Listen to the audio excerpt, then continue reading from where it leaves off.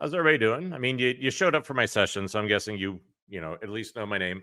So my name's Steve Gates. I've been a designer since forever. I was one of the original co-founders and one of the original mentors on ADP lists. So I've been here from the beginning. I think I presented at every one of these things that's ever gone on.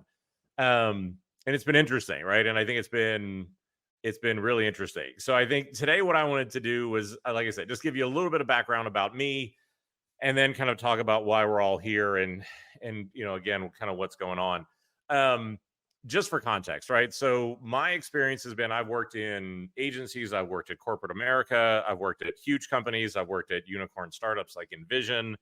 Like you name it, I've had teams of two people up to 500 people and everything in between.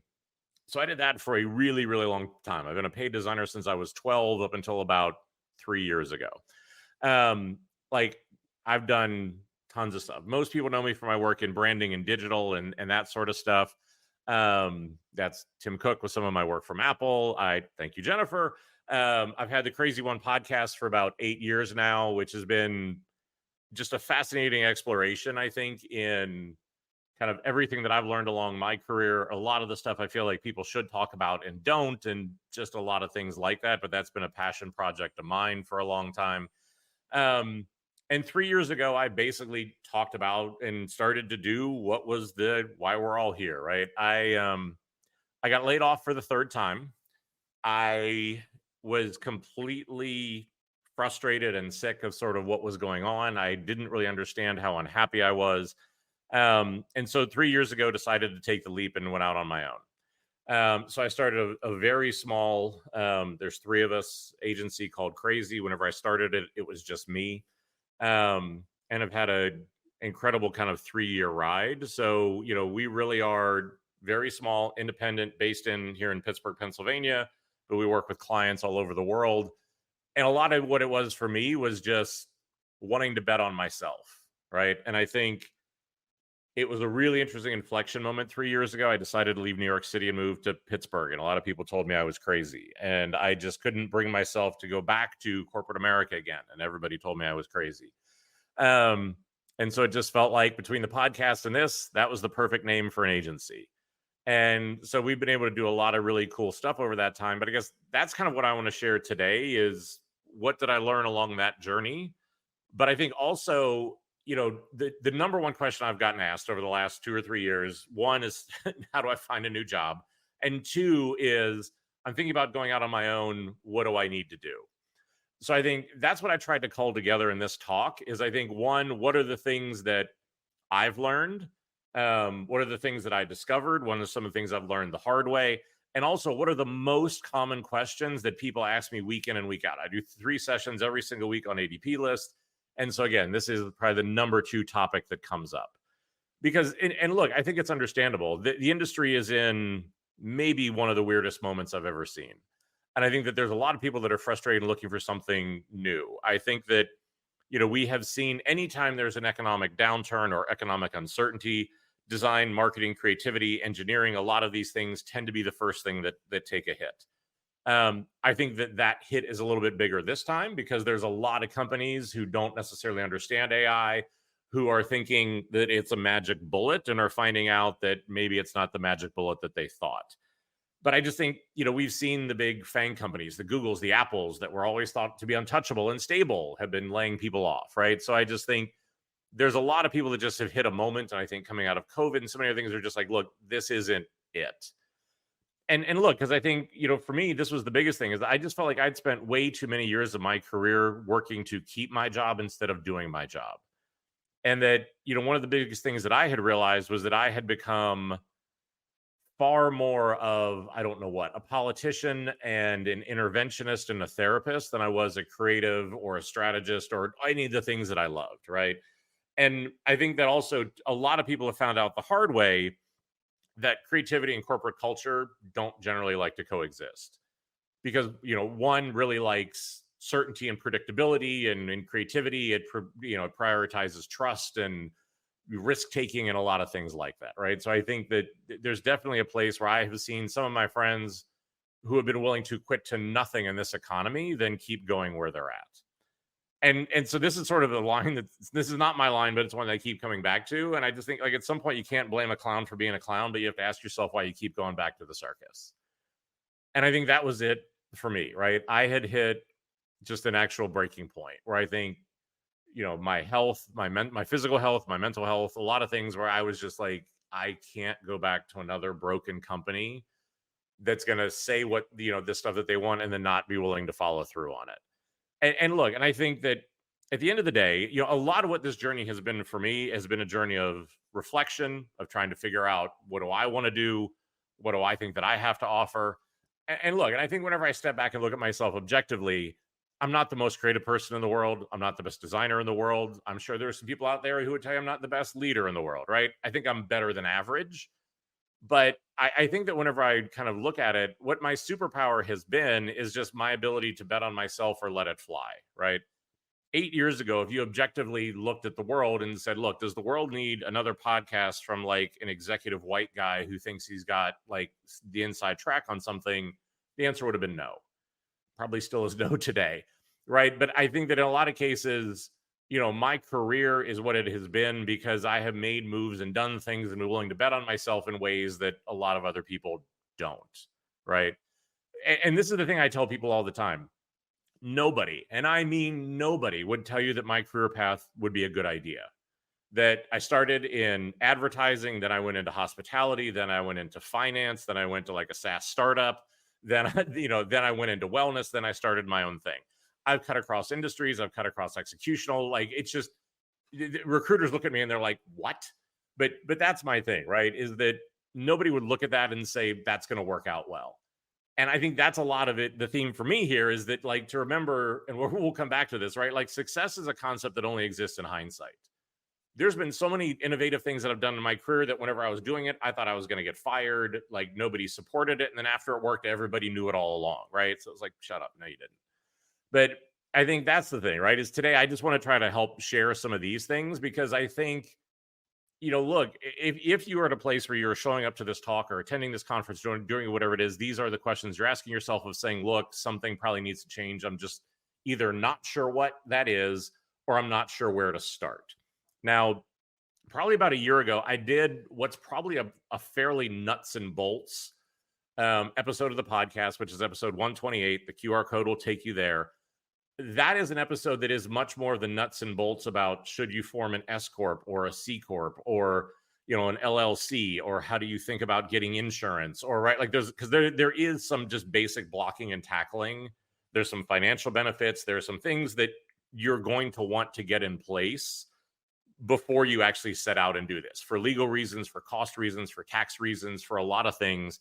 So I don't want to do kind of the nuts and bolts stuff today, because that's just, you can kind of get that stuff anywhere, but that episode is there to be able to help with that, right? But look, I think that betting on yourself can take a lot of different forms. I'm not simply saying that everybody needs to go out on their own. I'm not saying that everybody needs to build their own product. I'm not saying, right? I think betting on yourself can take a lot of different forms. And I've always been a big proponent of this. And I think a lot of people get personal brand confused with betting on yourself when I talk about this, right? Because whenever I talk about the importance, and I've talked about it for over a decade, the importance of having a personal brand. That does not mean having a logo. That does not mean like, you necessarily have to have a tagline. Do you need those things? Yes. But for me, a personal brand is saying, who am I? What do I want? What am I good at? What makes me different? And that is something, whether that can help you in your current job, it can help you in your next job. It can help you if you want to go out on your own. It can help you if you want to do your own startup, right? Like, I think that you have to have that level of clarity because, I think this is often the thing, is that people just aren't sure what it is they want. I think, having this sort of clarity really helps to help fight imposter syndrome. It is a difficult journey that we will talk about, but I think that ability to be clear on what it is you want and not have your career dictated by a big five or a career ladder or those sort of things, where for so many people that I talk to, their career has been governed by whatever the next rung was on the ladder, whether they sort of wanted it or not. And then a lot of that leads to the frustration. It leads to the thing of like, okay, look, what do I do? I think that it also just frees you up to be more creative because you can genuinely exist as who you are. And I think for me, I have tattoos on both forearms that are dedicated to my mental health journey and to making peace with myself.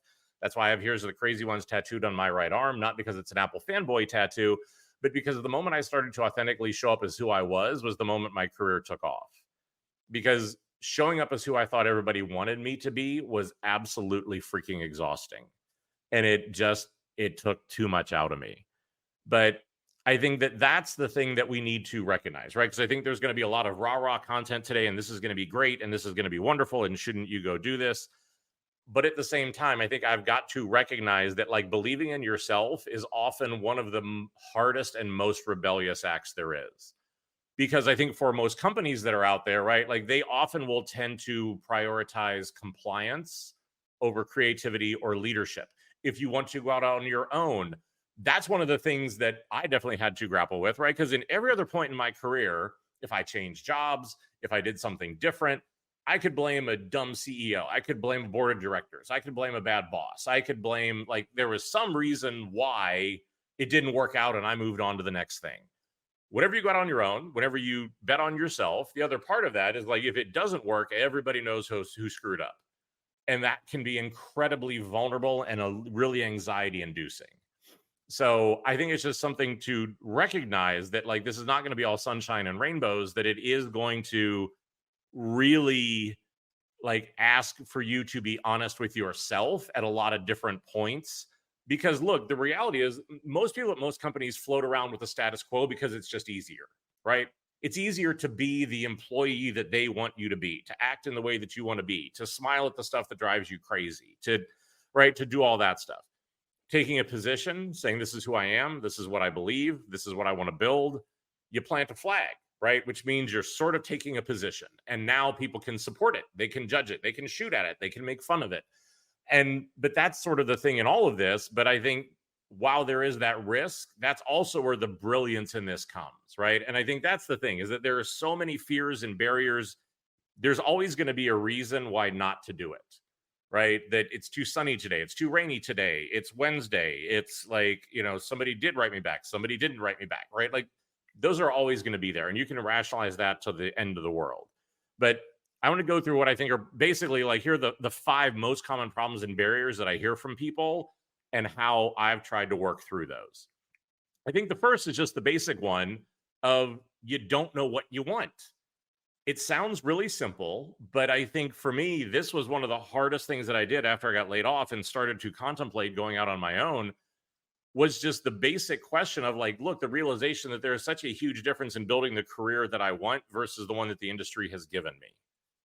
And that most of the time, what I have wanted, like I said before, has been built on a company's big 5 or a career ladder or what my boss said I should work on. Or there was always a reference point of success will look like what something has been defined.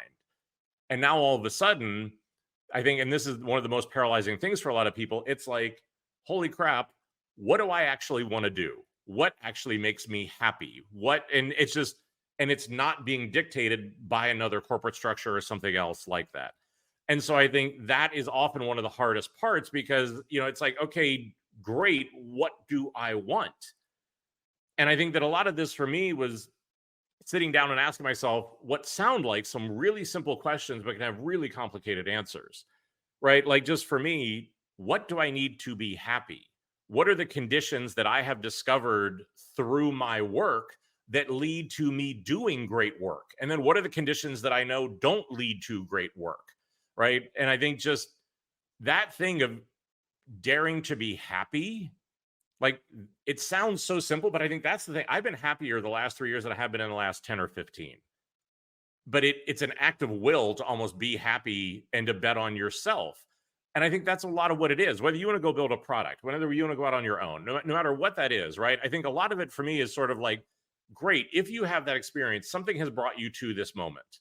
So either like, what would you do differently if you had the ability to do it?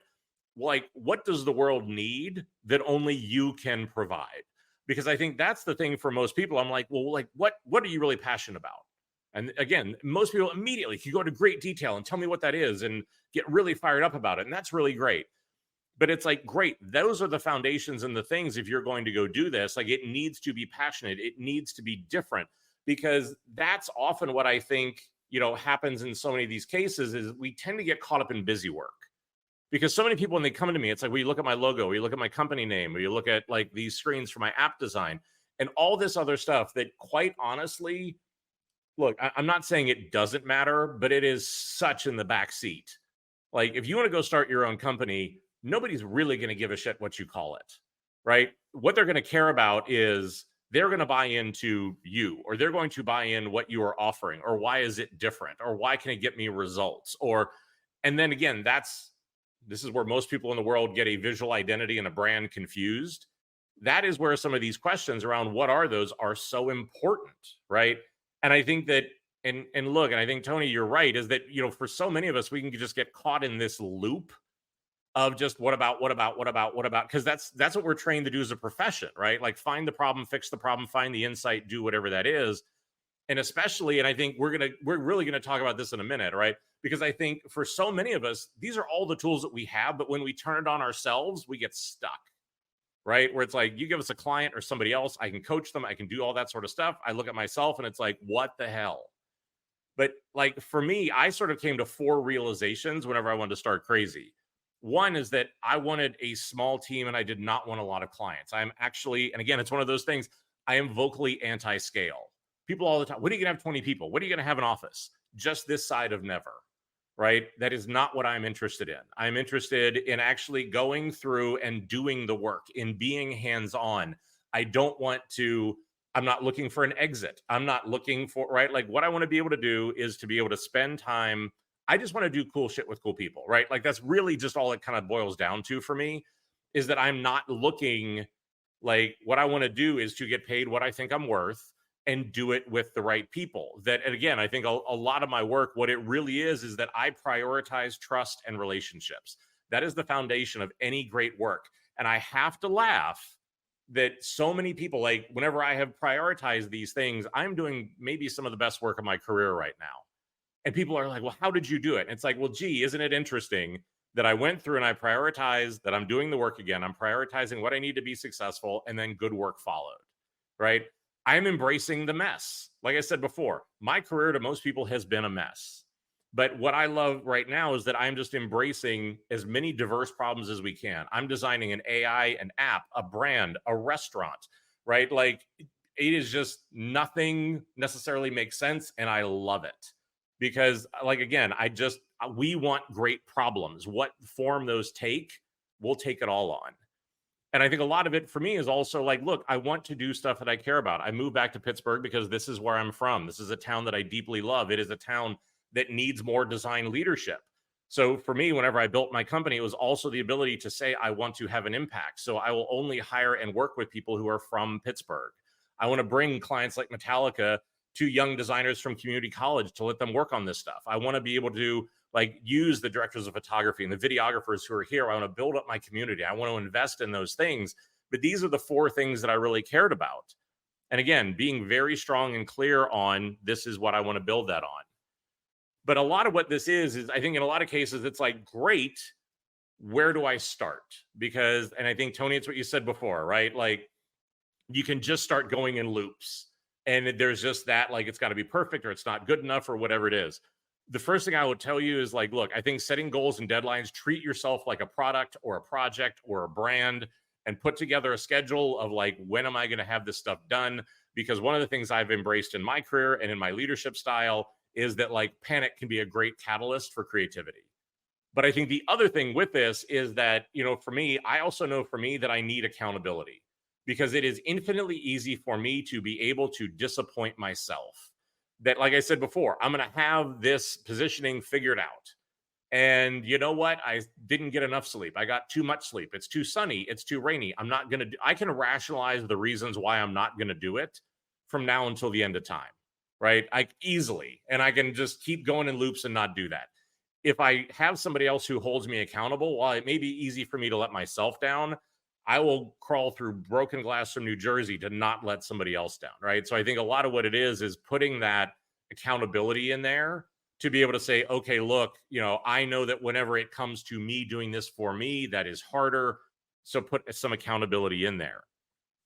But I think the other thing that we need to address for so many people that I talk to, right, is to say, if for me to do whatever it is I want to do, I have to have it all figured out. I need to understand what all is going to happen. And I think that's the thing. Most people won't make a change. They won't do it in their career. They won't do it on going on their own or whatever that is, because they think they have to have it all figured out.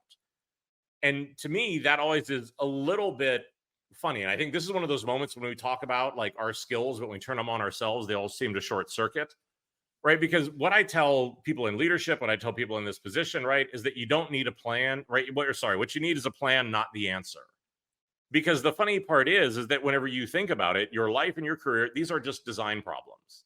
And I think that is the way that I've started to think about so much of this, is that whenever I go into a design or a creative problem, I don't have the answers. I have a plan that I want to go out and I want to be able to research this sort of thing. I want to investigate this. I want to go into that. I want to give myself the grace of going through the process on a deadline. But I think that for so many of us, we're kind of paralyzed because it's like, well, I don't know what's going to happen when I get to step 4. And it's like, well, okay, if you're designing this, how would you do that? It's like, oh, well, then I go through step 1, 2, and 3. I'd learn a bunch of stuff and I get to step 4, then I'd have a good insight. It's like, great, why aren't you going to do that here? It's like, I don't know. But I think that's the thing, is if we start to think about these problems and start to think about what we want to build as a design problem and utilize our skills through that lens, right? And I think that, definitely is a way to be able to approach it. But I think that, that's the thing, is that to be able to do this, a lot of what it comes down to is being afraid to be different, or being afraid to say the word I. Right now, as somebody who's been in leadership, the word I is extremely difficult for me, because like it's always been about we. This is why for me, whenever you're a leader, quitting is one of the most heart-wrenching things in the world, because you have come in, you've built a team, you worked with other people, you have done things for the we. Quitting is an I statement, right? I am going out on my own. I am doing something different. I am leaving you behind. And so I think that that's often, it's anxiety inducing to be able to do that. But again, I think for so many people, this is the problem. This is why people don't get promoted. This is why careers flatline. And look, I think that's the problem. And especially in the job hunt, especially if you're thinking about going on your own, right? Like nobody's ever going to promote or hire generic talent. And I think that is one of the number one biggest problems I see with the founders that I work with the people that I mentor, with the people that I try to help get jobs, is that I think it is such an exact, and look, it is a very understandable thing that your brain goes, holy shit, I've got bills to pay. There's things that I need to do. We need to appeal to everybody. Like this is the same sort of thing where I'm like, okay, I've got to appeal to everybody. I can't miss out on anything. But again, if we look at that like a design problem, in design, if you appeal to everybody, you appeal to nobody. And so again, like that ability to stand out, to say, this is why I am different. This is what I do, to be loud about what that is the way. And that's why I said, those are the people, this is why stupid people are successful. Like, honest to God, this is why stupid people are successful, because they're loud, because they'll own who they are. They'll go jump off the roof, and if they smash their butt on their body, then they'll heal and go run up and jump off in a different direction. But I think for those of us who are empathetic, for those of us who are thoughtful, for those of us who are creative, we tend to be, one of those people that definitely we tend to hesitate more. And so again, I think that for a lot of this, and again, this has been my probably crusade, I guess, for the last 10, 15 years, is that, look, we function in an industry and we function in a society that will want to make you believe that your differences are a weakness, right? For so many corporations that I've gone into or worked with, or even in my career, right, there's an ideal employee. There's an ideal sort of way of doing things. And anything that falls outside of that box is either meant to be kept quiet or not utilized or do a lot of those sort of things, right? And again, I think that was literally why I called my entire platform the crazy one, because I truly believe that believing in yourself is an act of will, and it requires you to be a little bit mentally off, because I think it's easier to just go along with what they want you to be. But I think for me, that is the thing that I will preach until the day that I die, is that whatever your background is, whatever your education is, whatever your upbringing is, whatever your experience is, whether you've been in this industry your whole life or one day, right? You're bringing a different perspective and a different way of looking things into your work that sets you apart. So that if you are going to go out and to do any of these things, the one thing in the world you cannot be is generic. And I ask people all the time, who's your favorite painter? Who's your favorite musician? Who's your favorite band, right? Like whatever that is. Whoever it is did not get where they are by being like everybody else.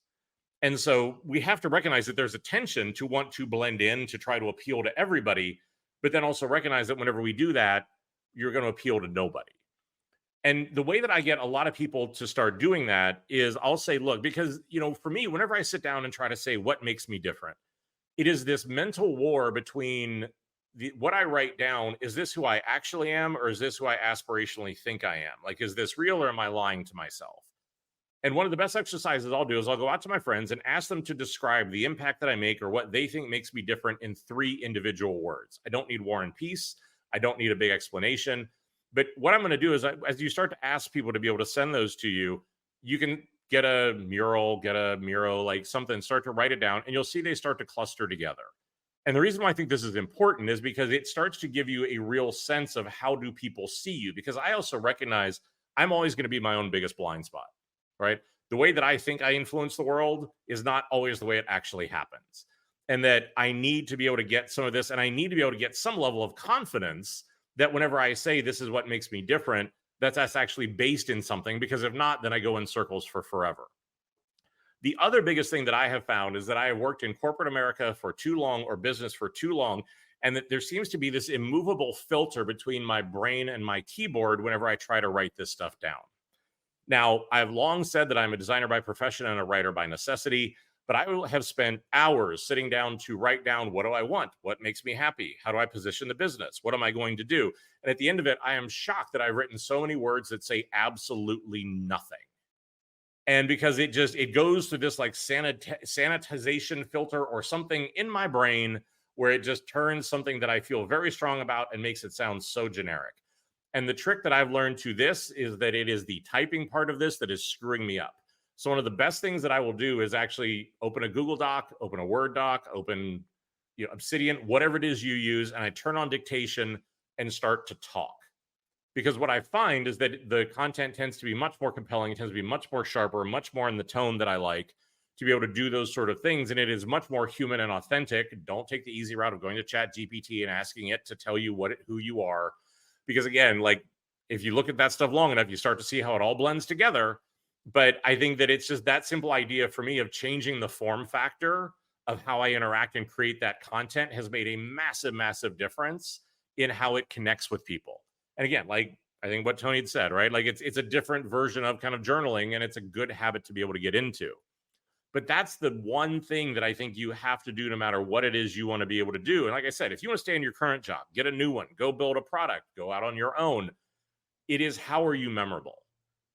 Because, I see portfolios every single week. I see startup pitches and everything else. And I go back to when I was in art school, right? And it was a bit of a different time. But I always go back to, I had one professor, whenever I took an advertising class, who would do the same thing. Is you would post all the ads up on kind of like a cork board, and he would walk up and he'd put his thumb over the logo. And he would say, if you can't see the logo, can you tell me who this is for? And it is amazing to me that so many of the businesses and portfolios and things that I see, if I did just that, if I put my thumb over their logo on the screen, that it really, is one of those things where it's like that intro sentence could apply to everybody in the industry. And so again, I think that ability to do that really is just something different. Now, the other thing that honestly, for me, and I think this is probably gonna be a little bit more relevant if you're further on in your career, but it's just not anything that I ever hear people talk about, is, look, first, I want to be honest, because I think for so many people, it's like, oh, I always knew I was going to do this. Oh, I always knew that I was like, this was going to be brilliant. This was my plan all along. Me going out on my own was not my plan all along, right? I got dragged backwards into this because I never wanted to start my own agency, right? That was just not, I didn't want to have to deal with, health insurance and 401ks and like in going out and pitching new business and doing all that sort of stuff. But I think if I was really honest with myself, the biggest thing for me was that I thought about going out on my own. All I could see is what I could lose. I could lose my reputation. I could drag my wife in, like our livelihood, into something else. And I think that was the part of it for me, was that I could only see the downside. And I really struggled to find the upside. I think part of this, again, as a creative brain, you're really good at finding the problems. But I think that, for me, it was a real struggle. And it was honestly until I was I'd gone out, I'd interviewed, I'd done all this stuff. And I think, I couldn't find a company I wanted to work for. Everybody was lowballing me. It wasn't working out. This was documented in front of millions of people on LinkedIn, where I thought I was going to go out and this was going to be this triumphant, return to the market and find a new job. And it was a spectacular faceplant. And I had to pivot. And I think that was the thing for me, was that it really was going through and kind of saying, like, look, one, I need to surround myself with other people who think in a more positive way. I need to be able to bring in context. I need to, what I'll describe as like a personal board of advisors. And in general, I always recommend 3 people on your board of advisors. I think you need one person who will just tell you the hard, unvarnished truth, like somebody who's just going to tell you what it is. I think you need somebody who can be a mentor, who is doing what it is you want to do, that can advise that. And then I think you need a hype man, right? You need somebody that is just energy and like is good to be able to help keeping you going in those moments when you're down. But I think you've got to be able to start to get a support system in place, because that is often one of these if the first barrier is figuring out what I want to do, the second barrier is then how do I not basically go into isolation whenever I do it, and to lose all context of how am I doing, and imposter syndrome sets in and a whole bunch of other stuff.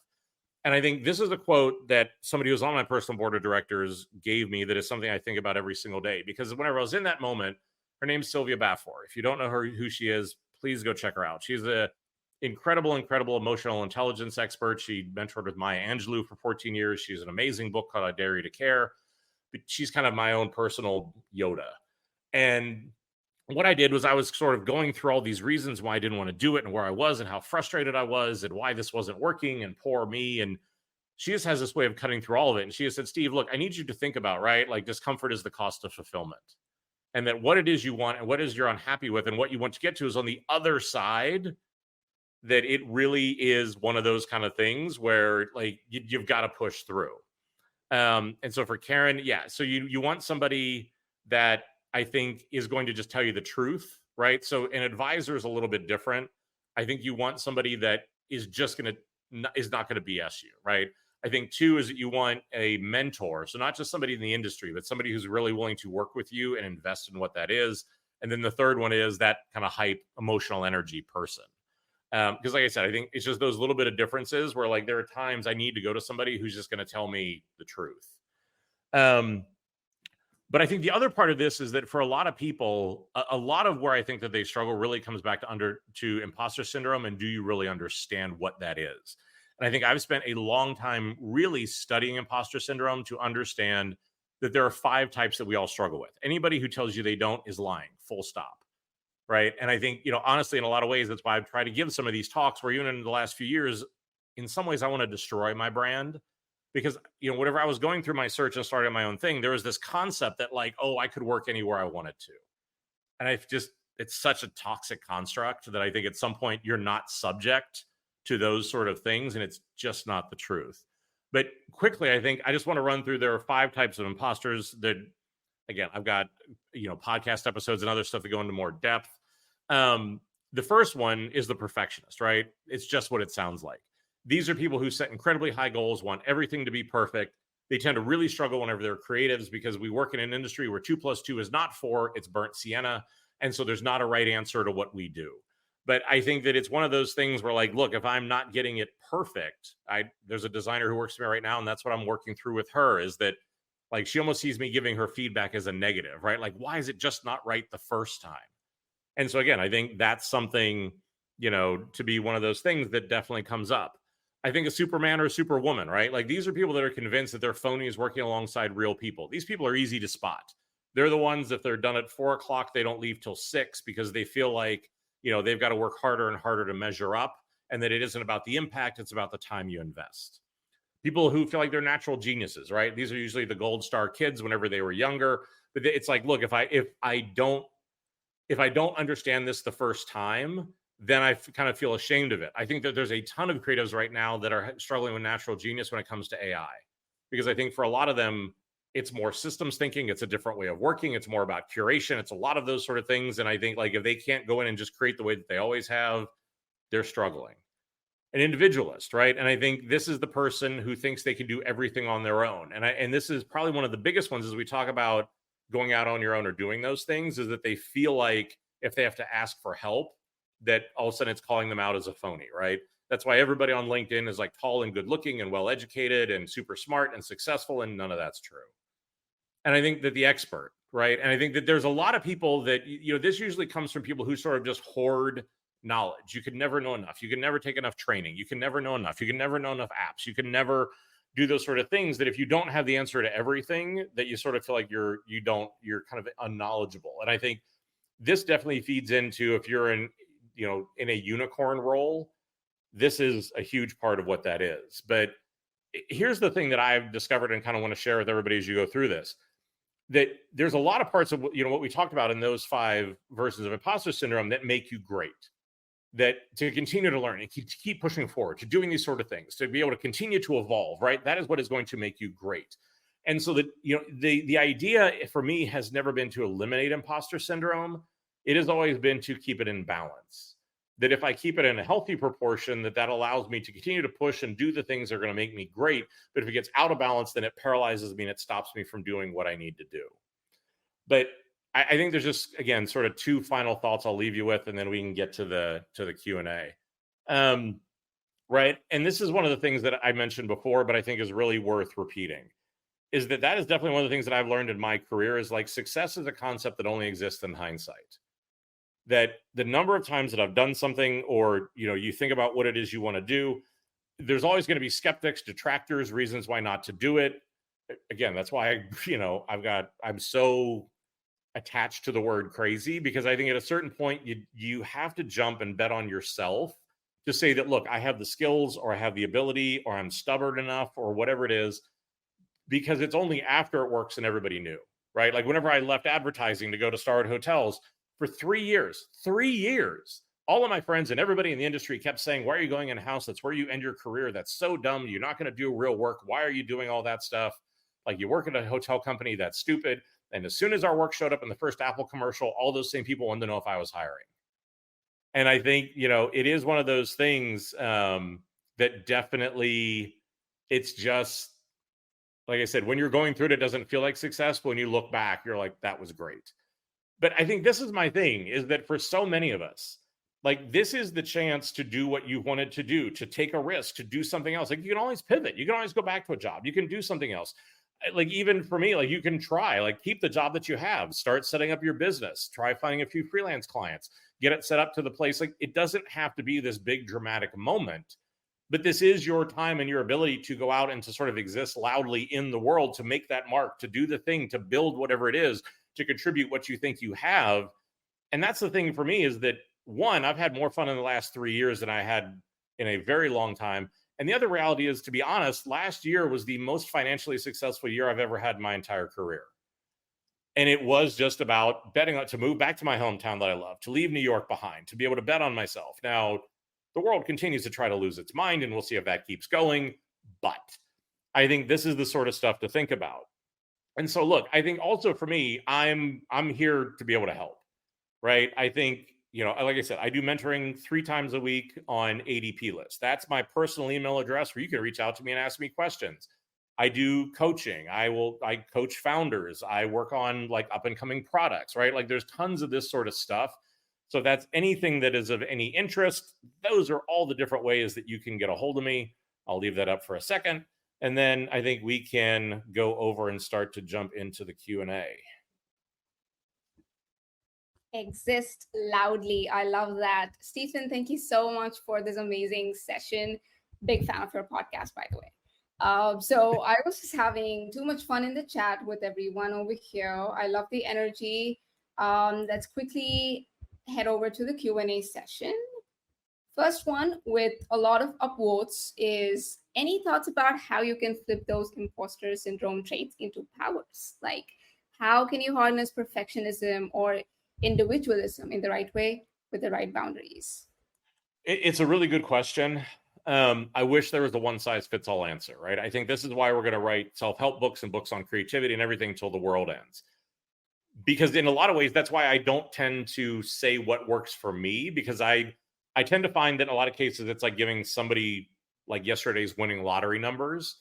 I think there's more details that I have in the podcast and some of those sort of shows, because again, I think like with perfectionism, what I'll have a lot of people do there is to actually start sharing your work before you're ready.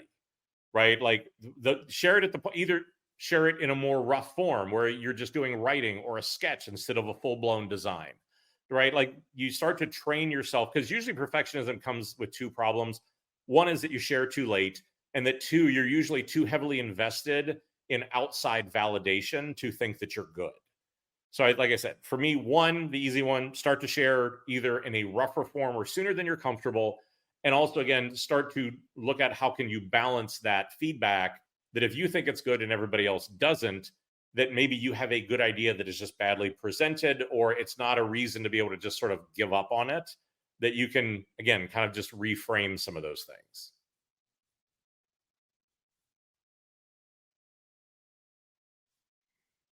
Oh, you're on mute. My bad. Thank you for that, Stephen, Okay. and Kapil No, for I that. was like, oh crap, what happened? Yeah, and the next question is from Rahul. So he says, thank you, Stephen. Earlier, you mentioned you prefer to keep your team lean rather than scale with a lot of employees. I'm curious, who did you consider your first essential hire? And at what point did you know it was time to bring that person on? Yeah, so it's a really good question. So for me, the first year, it was just me.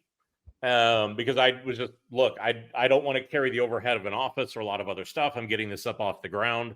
So I have, well, there's me and two other full-time employees. There are people that I use on contract or things like that past that. But my first hire was a head of operations, because one of the things that I also try to work on is knowing what I'm good at, but also knowing what I'm not good at. And like, can I do calendars? Can I do budgets? Can I set up weekly status meetings? Can I do all those things? Absolutely. Should I? No, because that's the trap I was in when I was in corporate America. So I think most people would be like, oh, you hired a designer or creative. No, my first hire was an operations, a woman who runs all of our operations, because I'm like, look, that was the first thing that I needed that structure. And again, like I am determined to focus on what matters, right? Like for me, it's staying creative, staying on strategy, and again, understanding where to start to offload some of those other things. I mean, technically, I think my wife was my second hire because she does the books. But again, I think like it wasn't the last hire. You know, my wife, I guess technically is employee, but she's not on payroll. But then again, so my designer was actually the last hire I made. Lovely. I actually have the same question, so thanks, Raul, for asking that. And the next question on stage is from Diego. How would you structure a scalable service model for a mid-sized design agency that balances creative integrity with operational efficiency across time zones? And how would you price innovation-led work versus commoditized services? Yeah, so both are really good questions. My model is a little bit different because I think, you know, a lot of it for me was like in terms of our services, I actually am not terribly interested in doing a ton of project work. That what happens is our clients actually buy our time. Because again, if I'm prioritizing trust, I'm prioritizing relationships, what I like to be able to do is to say, look, we're going to come in here and work on this problem, or we're going to work on whatever this is. More than likely, we're not going to be able to know all the details of what that is before we get in and do the work. So we have a certain amount of hours, and that they can then decide, and we can pivot and sort of understand how do we want to use that. So for me, that tends to run more on a blended model that's a little bit kind of cutting across some of the more innovative work versus commoditized work. In general, though, if I am doing project work, like the innovation work tends to go at about 3 to 5x on an hourly rate over the commoditized work. Because for me, the reason why I'm pricing it that way, the same way if I'm doing personal coaching, it's like 200 an hour. If I'm doing leadership coaching for a big company, it's 1,000 an hour, because it's not about the time, it's about the impact. And I think that's where a lot of people get tripped up, where it's like, oh, but this is just an hour. Okay, one, I hate the word just. And two, it's not about the time. Like, again, there's an old joke about like a plumber comes in and you pay him $500 an hour and he walks in and he turns one screw and it fixes the problem. And the guy goes, why did I just pay you $500 to be able to turn a 5-cent screw? And he said, because of the 30 years of experience I have to know which screw to turn. Right. So I think that a lot of it is for me is that I tend to price more on impact than necessarily because, and I think it really is, you use the right word of commoditized, is my value and our value is in the strategic thinking of what that is. That's why clients are going to stay with us. That's why they're going to come to us to begin with. especially now, right? Like everybody that's in that commoditized layer is just getting ravaged by AI. So that's why I've never, and even now my opinion is on AI that, you're going to have creatives and a lot of copycats, and that you want to start to move or reposition what you offer in that commoditized category, because that is just going through massive disruption. Wow, that was awesome. Thank you so much. And thanks for the question, Diego. Now, there's another interesting one from Kapil. He says, can you go back to the ask friends for 3 observations about you slide for a sec, because he wants a screenshot? Yeah, I can. Yeah, and so look, what it is that it's a simple thing of just, you go out, go to your friends, go to your loved ones, go to people that you worked with or people you trust, or to do whatever that is. And all that you want to do is just to be able to say, look, what I want you to do is, whenever you think about me, personally, professionally, whatever that is, right? Like, what makes me different? Or if it's in a work context, what did you think I was good at? And again, I don't want war and peace. I don't want a big explanation. I want 3 separate words, not 3 words in a sentence. I want 3 separate words. So if it's creative, disruptive, innovative, honest, quirky, weird, like whatever that is. And so that's the first part, is you go out, partially because when you just ask for somebody for 3 words, it's like, come on, like everybody this is going to take you like 5 minutes tops. So nobody can give you an excuse they're not going to do it. But then what I do is, you'll start to collect that, do it with sticky notes, stick it on a mural, do whatever that is, because you're going to start to see that they start to cluster, right? That, okay, here's a whole area that's around creativity. Here's a whole area around like my ability to be honest, right? Like here, and those are the ones I usually get, right? Is that it's like strategic, creative, and painfully honest. But I think that way you can start to cluster those together to be able to sort of see where the heat is. And again, you may get some outliers that are really interesting that you want to follow up on.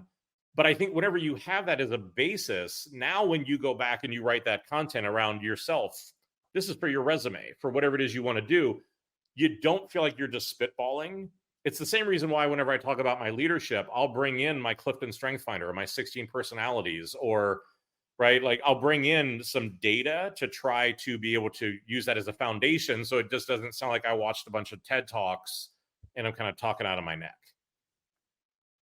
So then I'm curious, the last time you asked a friend about, what were the 3 different things about you, what did you hear? I'm sort of a little masochistic with that. I usually do it about every 6 to 12 months. There's 2 things that I do. One is that I do that on a fairly regular basis, because I do like to constantly just reevaluate what's working and what do I need to burn down and fix. And then the other thing that I do is I actually keep a happy file, because I think in a lot of cases like that, there's some times when it's hard to remember what you are good at when things aren't working. So I remember positive emails or positive reviews or comments that I've gotten, like some of the reviews from ADP list, right? Like I'll just kind of put them off to the side. But yeah, the 3 that I always get are, I think I've been getting happy a lot lately, which has been, or funny, which I think that had disappeared for quite a while. But usually like creative is, or kind of outside of the box, that sort of stuff is a big one. Honest is always a big one, because I think somebody told me once I have the pathological inability to not talk about a hard topic. And then that idea of sort of strategic, right? That right brain, left brain kind of a thing. Those tend to be the ones that I get the most. Lovely. And I think there are a couple of chats about how great mentorship with you is. I think some of your mentees are here joining us, so some of them deserve to go on your happy file tonight. No, like I said, I think I'm like, look, if I can share what that is or shorten somebody else's journey, it's always incredibly humbling to see. And thank you for everybody that said that. Amazing. So next question on stage. This is from Raul again. Can you tell us about how you got your very first client for Crazy? I love to hear what that process looked like for you. So the interesting part was, my first 2 clients actually were, I was at that point still convinced I needed a full-time job. That's what I wanted to go out and do. And I just said, hey, I'm available for freelance or those sort of things. Like if you guys are, like if anybody's interested. And so I had 2 freelance clients. One was Sonesta Hotels, which was an old coworker of mine from Starwood. And 2 was actually Metallica, who's a longtime kind of freelance client of mine. And they both came to me and said, and this is actually why I started the agency, they came to me and they're like, you know what, dumbass, like if you would actually say you want to do this for a living, like we'd put you on retainer. And it was like, oh, wait a minute, like this could actually work. But I think that's been, so for me, that's how it started. I think my story is not normal. It is why I do believe in community. It's why I believe in creativity. It's why I believe in giving back. In the over 3 years I've run the agency, 100% of my work has always come on referral. That it's people who know my reputation, people who, again, have worked with me or done those sort of things. I think we're at an inflection point now. I'm probably going to need to figure out if I need a business development pipeline. But it really just started that organically.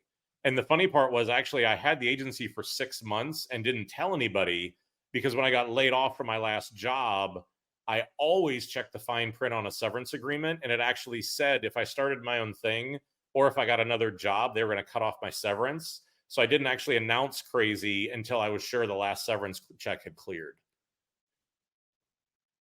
Wow. Okay. Here's a follow-up question to that. So Jarol is thanking you for a great talk, and he says, this might be a dumb question, but tell us about that moment when you finally made that big risky move and thought, okay, I'm going to do it. What or who triggered you, and what were you doing at that time? And look, and I think a lot of it for this journey for me has been the journey back to these sort of moments happening all the time, right? I think that the first big moment for me that led to the tattoos and everything else was the work that I showed with Apple, because I realized I spent so long in my career apologizing for being demanding, or apologizing for being honest, or trying to fit in with everybody else, or trying to slow down the way that I worked, or make my ideas smaller and more palatable for people. And it just, I struggled with it so much. And then all of a sudden when I went to Apple, all of those things is what made me successful and got me in 10 keynotes. And I know that's a very sounds like a humble brag kind of thing. There's not a way I know to tell that story without saying it, right? But I sort of realized it was like, wait, maybe I'm not the problem, maybe everybody else is. And I think that sort of started me on this journey of why don't I believe in myself? Why don't I? So again, I think that was the first moment. I think whenever I started this agency, there was another moment of when I decided to leave New York, to come back, to go out on my own. I realized that what I was so afraid of was betting on myself. And look, if you've had a podcast at that point for 6 or 7 years trying to tell people career advice and you don't know how to take your own advice, right? That's a tough moment. But I think that for me, I've never regretted in any of those moments, right? In starting the show, in starting my own thing, in moving between industries. I've never regretted the risk that I took. I only regretted the risks that I didn't. And I think that, so for me, that's where I don't know that there was necessarily one moment. I think there was a series of me kind of saying, why am I not willing to bet on myself? How did I get back to here? That I had to admit to myself how unhappy I really was and the damage that had done. I think, again, I'd stopped put the show on hiatus for a year because I realized that the show was born out of so much frustration and unused creativity in my day job that it was hard for me to see it in a positive way for a while, right? But I think that's my thing is in my career, it's a very long answer to a very short question, but it's also very weird. No matter how much research I do, no matter how much data I look at, no matter how much, I'm very diligent in how I do things. But at some point, it just comes down to trusting my gut and just jumping, right? And I think that's why I said, that's why I think I've developed into my superpower is just my willingness to go. And I tell people this all the time, right? I really try to embrace the fact that there's a difference between crazy and stupid. And I always want to be crazy, that everything I do is for a reason, that there is a thought behind it, that there's an intention and a strategy, even if it is not apparent at that moment. That stupid is just just jump and who knows, right? So I think for me, it's finding those moments where I am unhappy or where I just look, something needs to change. And then just saying, look, based on what I know, I think this is the right way or the industry to go into, and to make that jump. And like I said, it's only now when you look back that people go, oh, sure, that worked out. You're here.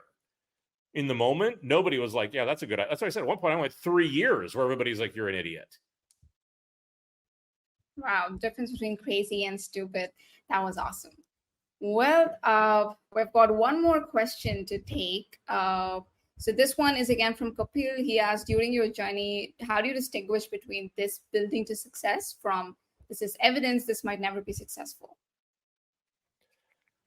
I think a lot of what it is just putting it out there, right? Because I think that, the where I started with the agency was much more, I thought this was going to be more consulting or doing more coaching or doing like some of those sort of things. And I thought it was like, okay, look, I'm going to do more talks and do things like that. And the market sort of quickly told me that it's like, that's not really what we're as interested in. As interested as like having you come in to help solve a problem. And I think that's what it is I think, like for me, that's why I always go back to when people are like move fast and break things or fail fast or whatever it is. I always hate that, right? Because to me, like when something fails, it means it's gotten to the point where it can't recover, right? Like for me, failure is just learning you didn't listen to. And I think if you go into it with this idea that, because in many cases, you're not going to get it right the first time, right? That it might look, and you're going to have to pivot. I can't tell you how many times I've had to kind of pivot the business. I'm, again, going to need to do it now.